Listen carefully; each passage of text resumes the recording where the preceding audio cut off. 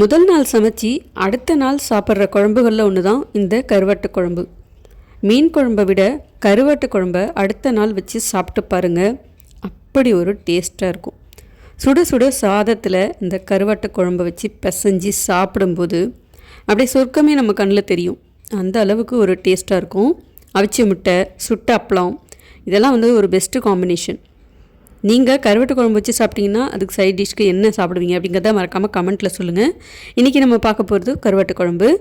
இது பண்ணுறதுக்கு முதல்ல ஒரு கடாயில் கொஞ்சமாக நல்லெண்ணெய் சேர்த்துக்கிறேன். நல்லெண்ணெய் சேர்த்திங்கன்னா நல்லா வாசனையாக இருக்கும். கொஞ்சமாக தாளிப்பு வடகம் சேர்த்துட்டு சின்ன வெங்காயம் அப்படி இல்லைன்னா பெரிய வெங்காயம் சேர்த்துக்கோங்க. கொஞ்சமாக கருவேப்பிலை சேர்த்துட்டு நல்லா வதக்கிக்கோங்க. வெங்காயம் நல்லா கண்ணாடி பதத்துக்கு வதங்கணும்.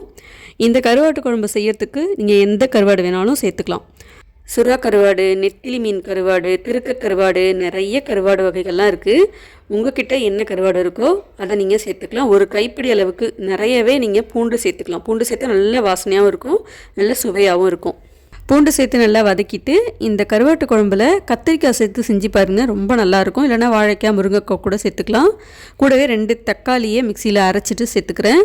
எல்லாத்தையும் ஒன்றா கலந்துட்டு புளி ஒரு நெல்லிக்காய் சைஸ் அளவுக்கு ஊற வச்சுருந்தேன். அந்த புளியையும் கொஞ்சம் ஒரு டம்ளர் தண்ணி ஊற்றி நல்லா கரைச்சிட்டு சேர்த்துக்கோங்க. புளிப்பு சுவைக்கு தகுந்த மாதிரி இதில் புளி கரைச்சி சேர்த்துக்கோங்க. அடுத்தது குழம்பு மிளகாய் தூள் காரத்துக்கு தகுந்த மாதிரி சேர்த்துக்கோங்க. நான் ஒரு 2.5 டேபிள் ஸ்பூன் அளவுக்கு சேர்த்துட்டு குழம்புக்கு தேவையான அளவுக்கு உப்பு சேர்த்து நல்லா கலந்துக்கிறேன். இப்போது குழம்பு தூள்லாம் சேர்த்துக்கிறதுனால பச்சை வாசனை போய் நல்லா எண்ணெய் பிரிஞ்சு கொதித்து வரட்டும். மூடி போட்டு அப்படியே மூடி வச்சிடலாம். குழம்பு கொதிக்கிறதுக்குள்ளார கருவாடை தண்ணி ஊற்றி நல்லா அலசிக்கோங்க. அதில் உப்பு இருக்கும். தண்ணி ஊற்றி அலசும் போது அந்த உப்பெல்லாம் போயிடும். அதுக்கப்புறம் வெந்நீரில் ஒரு 10 நிமிஷம் ஊற வச்சா போதும். நான் எடுத்துருக்கிற கருவாடு கொஞ்சம் நல்லா மெல்லிசாக குச்சி மாதிரி இருந்ததுனால 10 நிமிஷமே போதும். கொஞ்சம் நல்ல அழுத்தமான தடிமனான கருவாடாக இருந்துச்சு அப்படின்னா இன்னொரு கூட ஒரு 10 நிமிஷம் மட்டும் ஊற வச்சுக்கோங்க. ரொம்ப நேரம் ஊற வச்சிட்டிங்கன்னா வெந்நீர்லேயே கரைஞ்சிரும். அப்புறம் குழம்புல ஒன்றுமே இல்லாமல் போயிடும். இந்த மாதிரி எடுத்து பாருங்கள், 2ஆக உடஞ்சா மட்டும் போதும். அதை விட கொஞ்சம் அழுத்தமாக இருந்தாலும் பரவாயில்ல. குழம்புல போடும்போது நல்லா கொதித்து வெந்து வந்துடும்.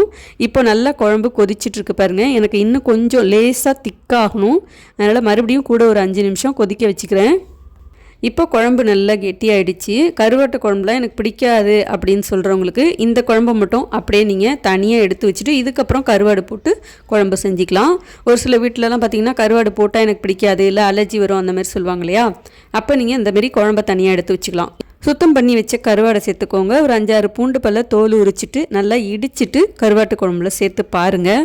உங்கள் வீட்டில் வைக்கிற கருவாட்டு குழம்போட வாசனை பக்கத்து வீடு வரைக்கும் மணக்கும். அந்த அளவுக்கு வாசனையாக இருக்கும். இந்த கருவாட்டு குழம்பு மீதம் இருந்ததுன்னா அடுத்த நாள் வச்சு சாப்பிடும்போது இன்னும் ரொம்ப டேஸ்ட்டாக இருக்கும். மீன் குழம்புலாம் முதல் நாள் வச்சு அடுத்த நாள் சாப்பிடுவோம் இல்லையா, அதே மாதிரி கருவாட்டு குழம்பும் அடுத்த நாள் வச்சு சாப்பிட்டு பாருங்கள், ரொம்ப ரொம்ப டேஸ்ட்டாக இருக்கும். இந்த கருவாட்டு குழம்பு ரெசிபி உங்கள் எல்லாருக்கும் பிடிச்சிருக்கும்னு நம்புறேன். நீங்களும் இதே மாதிரியே ட்ரை பண்ணி பாருங்கள். உங்கள் ஃபீட்பேக் கமெண்ட்ஸை எனக்கு மறக்காமல் ஷேர் பண்ணுங்கள். வீடியோக்கு ஒரு லைக் பண்ணிவிட்டு அப்படியே அடுத்தடுத்து வர ரெசிபிஸ்லாம் தெரிஞ்சுக்கணும்னா சேனலை சப்ஸ்கிரைப் பண்ணி சப்போர்ட் பண்ணுங்கள். அடுத்தடுத்து வர வீடியோஸை மிஸ் பண்ணாமல் பார்க்கணுன்னா பெல் ஐக்கானை கிளிக் பண்ணிக்கோங்க. பாய்.